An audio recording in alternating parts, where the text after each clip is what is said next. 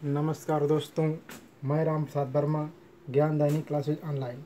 हम पढ़ रहे हैं रसायन विज्ञान क्लास 12 एल्डिहाइड कीटोन कार्बोक्सिलिक अम्ल, जिसमें हम अभी अर्थात इस समय हम पढ़ रहे हैं यौगिक परिवर्तन, जिसमें हमने पहला भाग और दूसरा भाग देख लिया है। आज हम देखेंगे यौगिक परिवर्तन का तीसरा भाग। अब देखिए इसमें हम क्या पढ़ेंगे। तो देखिए इसमें हम जो पढ़ेंगे वह हमारा पहला प्रश्न है कि मेथिल अल्कोहल से एथिल अल्कोहल और मेथिल अल्कोहल से ऐसे प्रश्न आता है आपका कि एसिटिक अम्ल प्राप्त कीजिए। तो आपसे प्रश्न जो है वह है मेथिल अल्कोहल से। देखिए प्रश्न है आपका मेथिल अल्कोहल से एसिटिक अम्ल। तो प्रश्न ये आता है आपका बोर्ड परीक्षाओं में या और भी जगह पर आता है, जो कंपटीशन पेपर होते हैं उनमें प्रश्न ऐसे आ सकता है आपका कि मेथिल अल्कोहल से एसिटिक अम्ल कैसे प्राप्त करोगे, केवल रासायनिक समीकरण दीजिए। तो आइए हम देखते हैं कि मेथिल अल्कोहल से एसिटिक अम्ल को कैसे प्राप्त करेंगे। ये हमारे पास है CH3OH। क्या है ये? CH3OH मतलब मेथिल अल्कोहल। ये हमारे पास है मेथिल अल्कोहल। इसकी क्रिया हम कराएंगे किससे? PCl5 से। किससे कराएंगे? PCl5 मतलब फास्फोरस पेंटाक्लोराइड। जब इसकी क्रिया फास्फोरस पेंटाक्लोराइड से कराते हैं तब ये बनाएगा आपका CH3Cl। साथ ही साथ कुछ अन्य उत्पाद बाहर आते हैं, जैसे POCl3 और -HCl, ये बाहर निकल जाते हैं। अब हम इसकी क्रिया जो बना हुआ है, इसकी क्रिया हम KCN से कराएंगे। जब इसकी हम क्रिया KCN से कराएंगे तो यहाँ पर KCl बाहर चला जाएगा, ये इतने बाहर चले जाएंगे। हमने यहाँ तक देखा। अब हमारे पास क्या बचेगा? बचेगा CH3CN, यही तो बचेगा। तो क्या बचेगा हमारे पास? CH3CN, ये बचा हुआ है। अब देखिए जो हमारे पास यहाँ क्रिया कराए तो KCl बाहर गया और बचा हमारे पास CH3CN। तो उसकी क्रिया हम कराएंगे हाइड्रोजन से। किससे कराएंगे? हाइड्रोजन के साथ अपचयन। तो यहाँ पे कितने हाइड्रोजन है?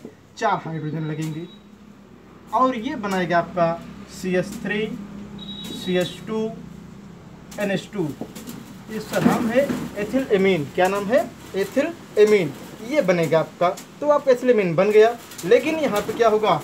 अब आपका ये जो एथिल एमीन है इसको हम मतलब CH3CH2NH2 की क्रिया हम कराएंगे किसके साथ? HNO2 मतलब एथिल एमीन की क्रिया कराएंगे नाइट्रस अम्ल के साथ। एथिल एमीन की क्रिया कराएंगे हम नाइट्रस अम्ल के साथ। जब इसकी क्रिया हम नाइट्रस अम्ल के साथ कराते हैं तो क्या होता है? तब देखिए हमको जो प्रोडक्ट प्राप्त होगा वो प्राप्त होगा आपका अल्कोहल। क्या मिलेगा? अल्कोहल मिलेगा। तो यहाँ पे CH3CH2OH मतलब एथिल अल्कोहल प्राप्त होगा और एथिल अल्कोहल प्राप्त होगा, साथ ही साथ यहाँ पे नाइट्रोजन गैस और जल बाहर चले जाएंगे। क्या होगा? एथिल अल्कोहल प्राप्त होगा, साथ ही साथ नाइट्रोजन गैस, ये नाइट्रोजन गैस और जल बाहर चले जाएंगे। अब ये जो अल्कोहल प्राप्त हुआ है ये हमारे पास है क्या? Alcohol CH3CH2OH। ये क्या है आपका? ये है एथिल अल्कोहल। ये प्राप्त हुए थे, इसको हम हटाते हैं। अब ये हमारे पास है क्या मिल गया? एथिल अल्कोहल इस समय मिला हुआ है, लेकिन हमको बनाना क्या है? एसिटिक अम्ल बनाना है। तो हम क्या करेंगे? यहाँ पर इसकी क्रिया हम करा देंगे, क्या नाम है? ऑक्सीजन से। किससे? ऑक्सीजन से। तो ये बना लेगा आपका, यहाँ से H2O रिमूव कर देगा, मतलब बाहर कर देगा, निकाल देगा। तो ये पानी को बाहर निकाल देगा और ये क्या बचेगा? CH3CHO, ये बना। अब हम इस CH3CHO को पुनः ऑक्सीजन से क्रिया कराएंगे, तो ये कन्वर्ट हो जाएगा अर्थात बदल जाएगा CH3COOH। तो हमने इस पूरे प्रक्रम को देखा। एक बार इसकी परिभाषा हम विस्तार से सोचा अच्छी तरह से समझ लेते हैं। आप कहोगे, आपका प्रश्न है मेथिल एल्कोहल से एसिटिक अम्ल, तो सर्वप्रथम हम लेंगे CH3OH, नाम है मेथिल एल्कोहल। इसकी क्रिया हम PCl5 से कराएंगे तो CH3Cl बनेगा। साथ ही साथ सह उत्पाद POCl3 और HCl बाहर चले जाएंगे। अब ये CH3Cl की क्रिया हम KCN से कराएंगे। जब KCN से कराएंगे तो KCl बाहर चला जाएगा और मेन उत्पाद जो बनेगा वह होगा CH3CN, मतलब मेथिल साइनाइड। अब मेथिल साइनाइड को हम हाइड्रोजन के साथ अपचयित कराएंगे। अब हम मेथिल साइनाइड को हाइड्रोजन के साथ अपचयित कराएंगे, तब ये हमको देगा एथिल एमीन। क्या देगा? एथिल एमीन देगा। एथिल एमीन जो मिला है यहाँ पर, उसकी क्रिया हम कराएंगे नाइट्रस अम्ल से, तब ये हमको एथिल अल्कोहल देगा। क्या देगा? एथिल अल्कोहल देगा। एथिल अल्कोहल का ऑक्सीकरण कराएंगे तो पानी बाहर निकल जाएगा, अर्थात यह क्रिया निर्जलीकरण होगी, निर्जलीकरण होगी और एसिटल्डिहाइड बनेगा। क्या बनेगा? एसिटल्डिहाइड बनेगा। और एसिटल्डिहाइड को पुनः ऑक्सीजन से क्रिया कराएंगे। एसिटल्डिहाइड को पुनः ऑक्सीजन से क्रिया कराएंगे, अर्थात इसका हम ऑक्सीकरण कराते हैं, तब हमें एसिटिक अम्ल प्राप्त होता है। तो इस प्रकार हमने देखा मेथिल अल्कोहल से एसिटिक अम्ल हम कैसे प्राप्त करते हैं। अगला देखिए, जो महत्वपूर्ण अपक्रिया है यौगिक परिवर्तन में या यौगिक परिवर्तन के क्रम में, जो हमारा दूसरी अपक्रिया अथवा दूसरा यौगिक है, वह है हमारे पास कि एथिल अल्कोहल से मेथिल एमीन कैसे बनाएंगे। किससे? एथिल अल्कोहल एथिल अल्कोहल से मेथिल एमीन कैसे बनाएंगे। तो देखिए, हमारा प्रश्न है एथिल अल्कोहल से मेथिल एमीन कैसे बनाएंगे। तो देखिए, हम लिखेंगे सबसे पहले एथिल अल्कोहल जो है CH3CH2OH। अब हम ये लिखे, इसका हम कराएंगे ऑक्सीकरण। क्या कराएंगे? ऑक्सीकरण कराएंगे। जब कराएंगे तो ये जल के अणु को बाहर कर देगा, -HOH। क्या करेगा? -HOH कर देगा और बनाएगा CH3CHO। यहाँ तक आपको स्पष्ट रूप से समझ में आया होगा। अब हम क्या करेंगे कि इसका फिर से ऑक्सीकरण कराएंगे। इसका हम फिर से ऑक्सीकरण कराएंगे, तब ये हमें क्या देगा? ये देगा CH3COOH। क्या देगा? CH3COOH देगा। अब ये हमें प्राप्त हो गया है। इसकी क्रिया हम करा देंगे किसके साथ? इसकी क्रिया हम कराएंगे अमोनिया के साथ। और ये क्या प्राप्त हुआ है? एसिटिक अम्ल प्राप्त हुआ है। क्या मिला है? एसिटिक अम्ल मिला है। इसकी क्रिया हम अमोनिया से कराते हैं तो ये देगा CH3COONH4। क्या देगा? CH3COONH4 देगा। उसके बाद देखिए, अब क्या होगा, वहाँ पर हमने ये चीज़ करा दिया है। अब उसका हम निर्जलीकरण करेंगे तो क्या होगा? उसका मतलब हम निर्जलीकरण करेंगे, मतलब यहाँ गर्म करेंगे तो -HOH बाहर चले जाएंगे। क्या होगा? जल का अणु यहाँ से बाहर जाएगा। और जब यहाँ से जल का अणु बाहर जाएगा तो CH3CONH2 बनेगा। क्या बनेगा? CH3CONH2 बनेगा, मतलब एसिटेमाइड बनेगा। अब हम इसकी क्रिया कराएंगे Br2 + 4KOH, Br2 + 4KOH। तो देखिए, बनेगा आपका CH3NH2 जो हमें प्राप्त करना था। यही है आपका CH3NH2, यहाँ लिख दे रहे हैं CH3NH2, ये मिल गया। उसके बाद मिलेगा 2KBrK2CO3 और साथ ही साथ 2H2O ये मिलेगा, और हमें यही प्राप्त करना था। तो एक बार इसकी परिभाषा को हम बढ़िया से विस्तार रूप से समझ लेते हैं। आप कहोगे कि हमने लिया है एथिल अल्कोहल CH3CH2OH, इसकी क्रिया हमने ऑक्सीजन से कराया। यहाँ पर ध्यान देना, नवजात ऑक्सीजन है। जब क्रिया कराएंगे तो ये एसिटाल्डिहाइड में CH3CHO में बदल जाता है और जल का अणु बाहर चला जाता है, इसलिए हमने HOH को माइनस में लिखा है। उसके बाद क्या होगा कि हम जो यहाँ पर एसिटाल्डिहाइड है इसे हम फिर से ऑक्सीजन से क्रिया करा देंगे। जब इसकी क्रिया हम ऑक्सीजन से कराएंगे तो क्या होगा, ये एसिटिक अम्ल में बदल जाता है। किसमें? एसिटिक अम्ल में बदल जाएगा। अब इसकी क्रिया कराएंगे अमोनिया के साथ। अब इसकी क्रिया अमोनिया के साथ कराते हैं, तब ये अमोनियम एसीटेट को बनाता है। जब ये और ये आपस में क्रिया करते हैं तब अमोनियम एसीटेट बनता है। अमोनियम एसीटेट का अब हम निर्जलीकरण करेंगे, अर्थात अमोनियम एसीटेट को हम गर्म करेंगे। और जब हम अमोनियम एसीटेट को गर्म करते हैं तो बनेगा आपका क्या बनेगा, एसिटेमाइड। क्या बनेगा, एसिटेमाइड बनेगा। और एसिटेमाइड की क्रिया ब्रोमीन और क्षार मतलब पोटेशियम हाइड्रोक्साइड से कराते हैं। एसिटेमाइड की क्रिया ब्रोमीन और पोटेशियम हाइड्रोक्साइड अर्थात क्षार से कराते हैं, तब ये हमको देता है मेथिलेमिन। क्या देगा, मेथिलेमिन देगा। ब्रोमीन मतलब पोटेशियम ब्रोमाइड और पोटेशियम कार्बोनेट और जल का अणु बाहर चला जाता है।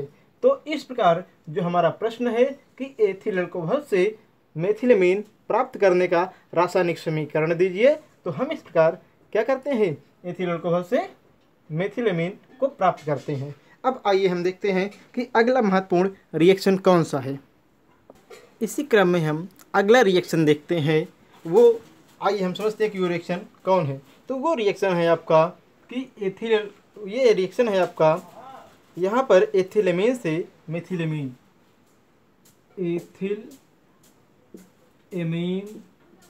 एमीन से मेथिलेमीन। ध्यान से देखिएगा, और ये बहुत महत्वपूर्ण रिएक्शन है। काफ़ी लोग तो इसे रटने की कोशिश करते हैं, रटने से याद नहीं होता है बल्कि हम भूल जाते हैं। तो देखिए यहाँ पे हमको प्राप्त करना है एथिलेमीन से मेथिलेमीन। तो पहले हम देखते हैं कि एथिलेमीन क्या है। तो एथिलेमीन हमारे पास क्या है, CH3CH2NH2, ये हमारे पास क्या है, एथिलेमीन है। और एथिलेमीन से वो क्या प्राप्त करना है, मेथिलेमीन प्राप्त करना है। तो पहले तो इसकी हम क्या कराएंगे, HNO2 से मतलब नाइट्रस अम्ल से कराएंगे। तो ये नाइट्रोजन गैस को और पानी को बाहर कर देगी। क्या करेगी, नाइट्रोजन गैस को और जल को बाहर कर देती है। बनेगा आपका CH3CH2OH। क्या बना लेगा, CH3CH2OH को बना लेगी। तो ये पहला स्टेप हमारा पूर्ण हो गया। लेकिन यहाँ पे देखिए बना हुआ है, अब हम कराएंगे ये जो अल्कोहल बना हुआ है इसका ऑक्सीकरण। क्या कराएंगे, इसका ऑक्सीकरण कराएंगे। तो यहाँ पे हम लिखेंगे CH3CH2OH।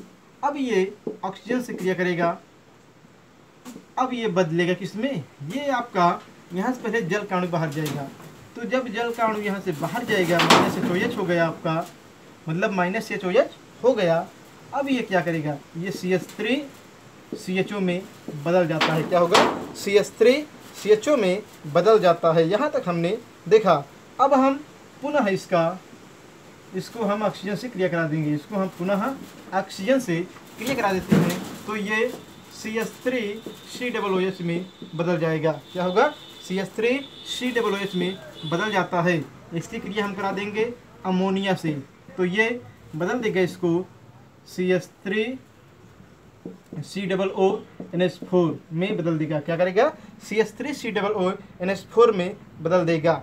अब हम क्या करेंगे, इसको गर्म करेंगे। जो हमारे पास मतलब यहाँ पर उत्पाद बना हुआ है इसको हम हीट करेंगे, गर्म करेंगे। तो यहाँ से जल का अणु बाहर चला जाएगा। गर्म करेंगे तो क्या होगा, जल का अणु बाहर जाएगा और ये बनाएगा CONH2 बनाएगा। ये चीज़ बनाया। अब यहाँ पे ये बना है, लेकिन हमको चाहिए क्या, मेथिलेमीन। तो हम क्या करेंगे, ब्रोमीन और पोटेशियम हाइड्रोक्साइड से क्रिया करा देंगे। ब्रोमीन और पोटेशियम हाइड्रोक्साइड के साथ क्रिया करा देंगे। जब क्रिया करा देंगे तो ये क्या देगा आपको, CH3NH2 देगा आपको। और K2CO3 देगा, साथ ही साथ 2KBr बनेगा और 2 पानी के अणु बनेंगे। तो आइए एक बार हम इसकी भाषा को समझ लेते हैं, क्योंकि ये अपक्रियाएँ बहुत सारे पदों में होती हैं, इसलिए याद तो हो जाती हैं लेकिन समझ में नहीं आती हैं। तो आइए हम समझते हैं। आरंभ से हम कहेंगे, हमारा प्रश्न है एथिलेमीन से मेथिलेमीन प्राप्त करना। तो देखिए, एथिलेमीन का जो सूत्र है वह CH3CH2NH2 है। इसकी क्रिया हम कराएंगे HNO2 अर्थात नाइट्रस अम्ल से। जब इसकी क्रिया हम नाइट्रस अम्ल से कराते हैं तो CH3CH2OH बनता है और नाइट्रोजन गैस और जल का अणु बाहर चला जाता है। यहाँ पे हम लिख भी सकते हैं N2 और H2O, ये क्या होते हैं, ये बाहर चले जाते हैं और एथिल अल्कोहल हमारा ये एथिल अल्कोहल प्राप्त होता है। अब एथिल अल्कोहल को हम ऑक्सीजन से क्रिया कराएंगे। एथिल अल्कोहल को हम ऑक्सीजन से क्रिया कराएंगे तो पानी का यहाँ पे मतलब पानी बाहर चला जाएगा, पानी का अणु बनता है और ये एस्टल्डिहाइड में परिवर्तित हो जाता है। तो क्या होगा, एस्टल्डिहाइड में परिवर्तित होगा। अब इस एस्टल्डिहाइड को हम फिर से ऑक्सीजन से क्रिया कराते हैं। अब हम इस एसिटाल्डिहाइड को ऑक्सीजन से क्रिया कराते हैं तो ये बदल जाता है एसिटिक अम्ल में। किस में बदल जाता है, एसिटिक अम्ल मतलब CH3COOH में बदल जाता है। और इस एसिटिक अम्ल को हम अमोनिया से क्रिया कराते हैं। किससे, अमोनिया से कराते हैं तो ये अमोनियम क्या बनाएगा, एसीटेट बनाता है, अमोनियम एसीटेट बनाता है। अब अमोनियम एसीटेट को हम मतलब जो यहाँ बना हुआ है यहाँ लेंगे और गर्म करेंगे। गर्म करने पर क्या होगा, अमोनियम एसीटेट में से जो यहाँ बना हुआ है ये पानी बाहर दे आएगा, मतलब निकल जाएगा। तो बचेगा हमारे पास CH3CONH2 मतलब एसिटामाइड। क्या बचेगा,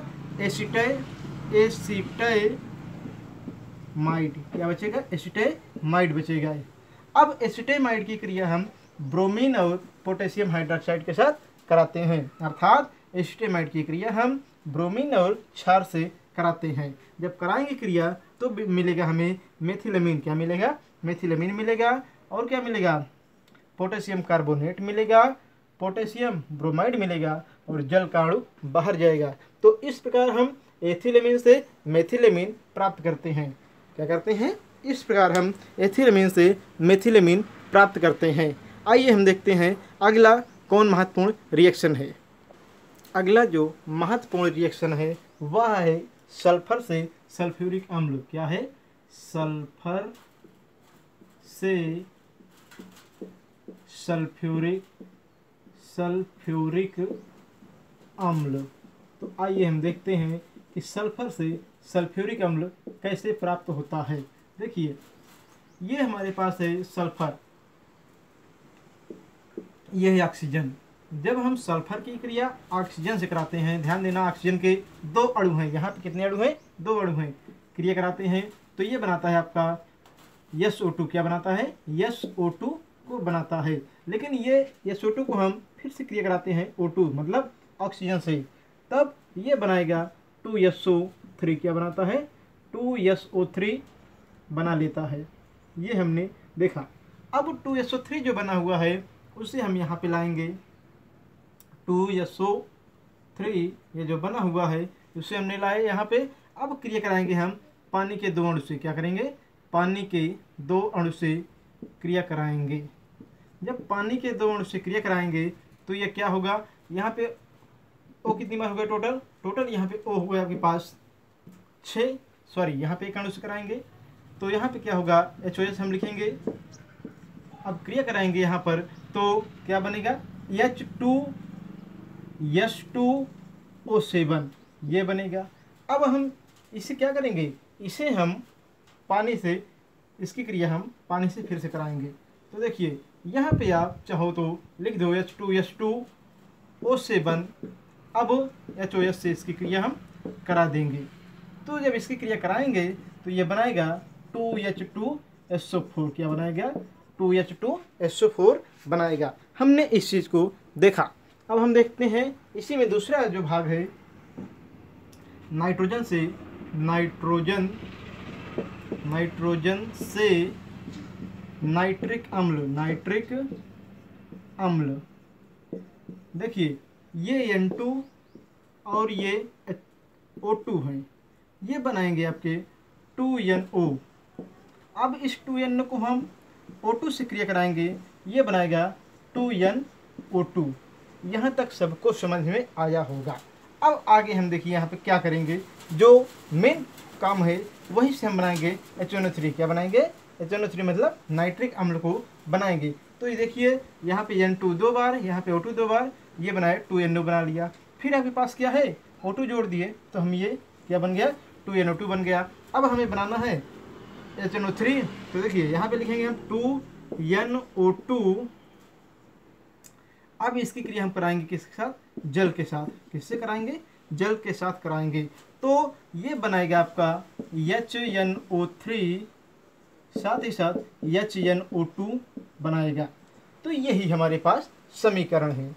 तो पहले हम समझते हैं इसकी परिभाषा, उसके बाद हम इसे देखेंगे। तो हम कहेंगे कि हमारा प्रश्न है सल्फर से सल्फ्यूरिक अम्ल कैसे प्राप्त करते हैं। तो आप कहोगे सल्फर की क्रिया ऑक्सीजन से कराएंगे। सल्फर की क्रिया ऑक्सीजन से कराते हैं तो सल्फर डाइऑक्साइड गैस प्राप्त होती है। क्या मिलती है, सल्फर डाइऑक्साइड गैस प्राप्त होती है। अब सल्फर डाइऑक्साइड गैस को ऑक्सीजन के साथ क्रिया कराते हैं। अब सल्फर डाइऑक्साइड गैस को ऑक्सीजन के साथ क्रिया कराते हैं, तब हमें सल्फर ट्राइऑक्साइड गैस प्राप्त होती है।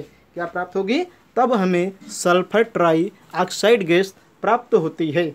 अब हम सल्फर ट्राइऑक्साइड गैस को मतलब इसको जल से क्रिया कराते हैं। किससे कराएंगे, जल से क्रिया कराते हैं, तब हमको मिलेगा यहाँ पर ओलियम। जो बना है इसका नाम है ओलियम। ओलियम, ये जो बना हुआ है इसका नाम है ओलियम, ये प्राप्त होगा। अब हम ओलियम की क्रिया पानी से कराएंगे। जब पानी से कराएंगे तो हमें सल्फ्यूरिक अम्ल के 2 अणु प्राप्त होंगे। जब इसकी क्रिया हम पानी से कराएंगे तो हमें सल्फ्यूरिक अम्ल के 2 अणु प्राप्त होंगे। तो पहला पद हमने देखा।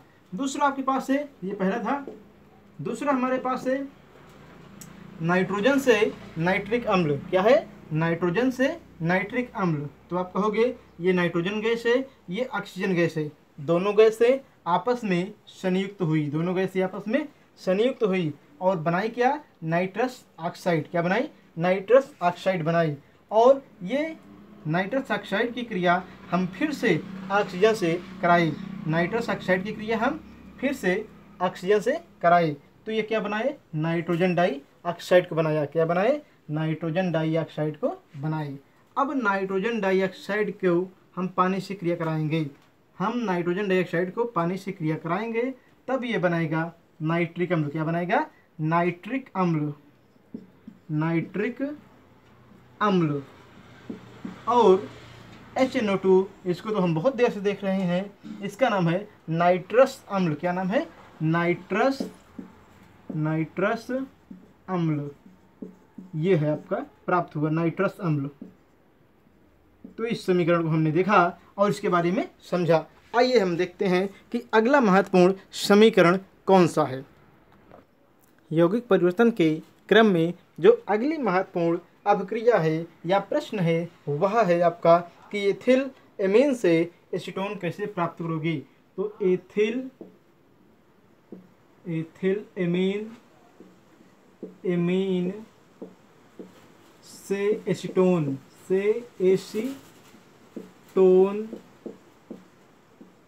प्राप्त कीजिए। प्रश्न हमारा है एथिलेमेन से एसीटोन प्राप्त कीजिए। आइए हम देखते हैं कि कैसे प्राप्त होगा एथिलेमेन से एसीटोन। तो पहले हम क्या करेंगे, एथिलेमेन का सूत्र लिखेंगे CH3 CH2 NH2।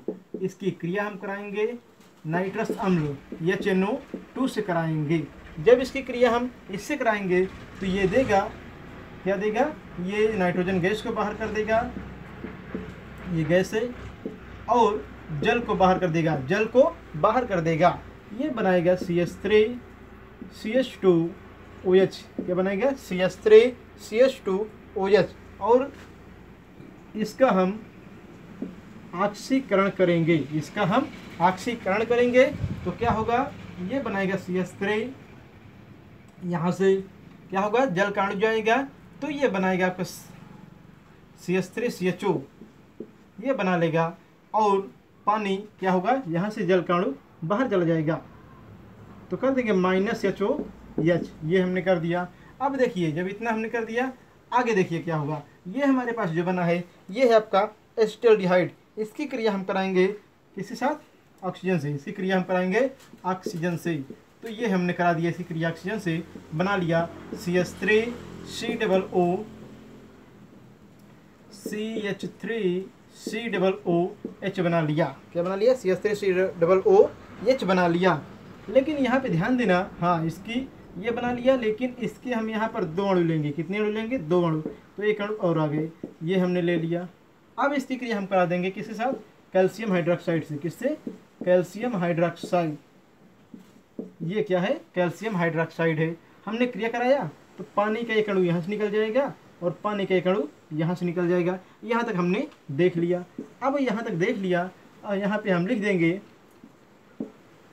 माइनस, मतलब ये जो बनेगा आपका -2H2O 2H2O, ये लिख देंगे और यहाँ पे इसे हम छोड़ देंगे। अब आगे देखिए क्या होगा, वहाँ पे जो बना हुआ प्रोडक्ट है ये इस रूप में कन्वर्ट हो जाएगा, बदल जाएगा। CH3COO, इसमें ये बदल जाएगा। अब जब ये बदल जाएगा तो क्या करेंगे, इसका नाम क्या है, कैल्शियम एसीटेट हो गया। कैल्शियम एसीटेट में हम क्या करेंगे, CaCO3 को निकाल देंगे। CaCO3 को निकाल देंगे, मतलब एक बार Ca निकल जाएगा और CO3 इतना निकल जाएगा। अब बचेगा क्या, CH3CO, यही बचेंगे। यही हमारा क्या है, एसीटोन है।